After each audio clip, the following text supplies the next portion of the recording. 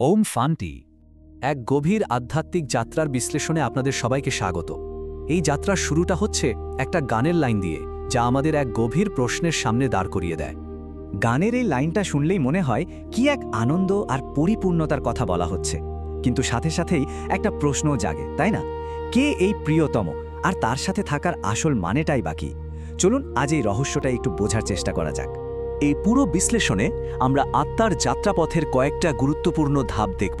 মানে কিভাবে আত্মা বিস্মৃতির গভীর ঘুম থেকে জেগে ওঠে, তারপর কিভাবে সে তার পিতার পরিচয় পায়, স্মরণের মধ্যে দিয়ে নিজেকে বদলে ফেলে, স্বর্গের প্রতিশ্রুতি লাভ করে, আর সবশেষে একটা নতুন পৃথিবী দেখার জন্য নতুন দৃষ্টি পায়। তো প্রথমেই যে বিষয়টা আসে সেটা হলো সমস্যাটা ঠিক কোথায়। শাস্ত্র বলছে মানবজাতি তার আসল পরিচয়টা ভুলে গিয়ে এক গভীর ঘুমের মধ্যে রয়েছে। আর এই সমস্যার একেবারে মূলে আছে দেহ অভিমান, মানে এই বিশ্বাস যে আমি একটা শরীর। আর এই বিশ্বাসটাই কিন্তু সব দুঃখের কারণ। এর ঠিক উল্টো দিকে আছে দেহী অভিমানী হওয়া, মানে নিজের আসল স্বরূপটা মনে করা যে আমি শরীর নই, আমি এক জ্যোতির্বিন্দু আত্মা। আর এটাই হলো আধ্যাত্মিক চেষ্টার আসল লক্ষ্য। কিন্তু দেখুন, এই পরিবর্তনটা আনা, মানে দেহ অভিমান থেকে বেরিয়ে আসা, মোটেও সহজ কাজ নয়। কারণটা কি?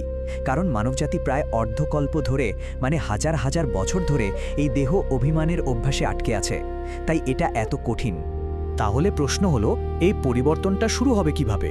এখানেই বলা হয়েছে যে এই ঘুমন্ত আত্মাদের জাগানোর জন্য একজন পথ প্রদর্শক আসেন। আর এই পথ প্রদর্শক আর কেউ নন, তিনি পরমপিতা পরমাত্মা শিব। বলা হয় তিনি কল্পের একেবারে শেষে এসে জ্ঞান দান করেন আর সমস্ত আত্মাদের দুঃখ থেকে মুক্ত করেন। তার ভূমিকাটা কিন্তু অনেক বড়। একদিকে তিনি এই দুঃখের পুরনো দুনিয়ার বিনাশ করেন, আর অন্যদিকে নতুন দুনিয়া, মানে সত্যযুগ বা স্বর্গ স্থাপন করেন।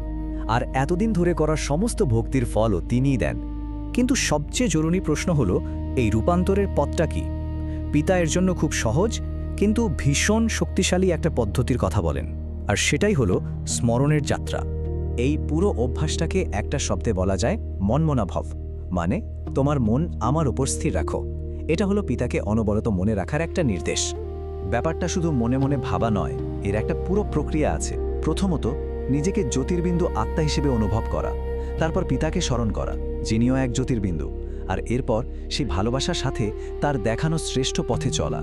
আর সবচেয়ে গুরুত্বপূর্ণ বিষয় হলো এই যে নিরন্তর আর প্রেম ভরা স্মরণ, এটাই সেই আগুন যা আত্মার অতীতের সব পাপ পুড়িয়ে তাকে শুদ্ধ করে তোলে আর তাকে তার আসল উত্তরাধিকারের যোগ্য করে তোলে। আর এই শুদ্ধতার পথই আমাদের নিয়ে যায় যাত্রার চূড়ান্ত গন্তব্যে, মানে এই আধ্যাত্মিক চেষ্টার ফলে যে পুরস্কার পাওয়ার কথা, সেই প্রতিশ্রুতির দিকে। পুরস্কারটা কি? শুনলে অবাক হতে হয়। বলা হয়েছে 21 জন্মের জন্য স্বর্গের রাজত্ব পাওয়ার এক অবিশ্বাস্য উত্তরাধিকার। আর এটা কিন্তু কোনো ছোটখাটো বা অস্থায়ী পুরস্কার নয়।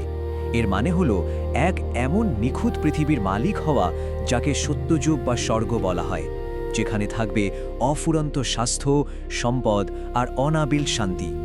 দেখুন, দুনিয়ার যে কোনো প্রাপ্তি, ধরুন একটা লটারি জেতা, সেটার সাথে এর কোনো তুলনাই হয় না। লটারির আনন্দ তো ক্ষণিকের, কিন্তু পিতার দেওয়াই উত্তরাধিকার হলো চিরকালের, আকাশ আর পাতালের মতো তফাৎ। তাহলে সবশেষে প্রশ্ন আসে, এই যে এত বড় স্বর্গীয় উত্তরাধিকার, এটা পাওয়ার চাবিকাঠিটা কি? উত্তরটা কিন্তু লুকিয়ে আছে আমাদের নিজেদের দৃষ্টি আর দৃষ্টিভঙ্গির মধ্যেই। এই আলোচনাটা একটা দারুণ সত্য দিয়ে শেষ হয়, আর সেটা হলো পৃথিবীকে বদলানোর আসল ক্ষমতা কিন্তু বাইরে কোথাও নেই, সেটা আছে আমাদের নিজেদের ভেতরে। যখন দৃষ্টি বদলে যায়, তখন এই সৃষ্টিও বদলে যায়। মানে এই আধ্যাত্মিক যাত্রাটা শুধু নিজের মুক্তির জন্য নয়, এটা আসলে নিজের দৃষ্টিকে শুদ্ধ করে। সেই শুদ্ধ দৃষ্টি দিয়ে পুরো পৃথিবীকে বদলে দেওয়ার একটা সেবা। আর এখানেই আমাদের জন্য একটা গভীর প্রশ্ন থেকে যায়, যদি দৃষ্টি বদলালে এই পৃথিবী বদলে যায়, তাহলে আমরা ঠিক কি দেখছি আর কিভাবে দেখছি? একটা নতুন পৃথিবী গড়ার ক্ষমতা তাহলে হয়তো সত্যিই আমাদের দৃষ্টিভঙ্গির ওপরেই নির্ভর করছে।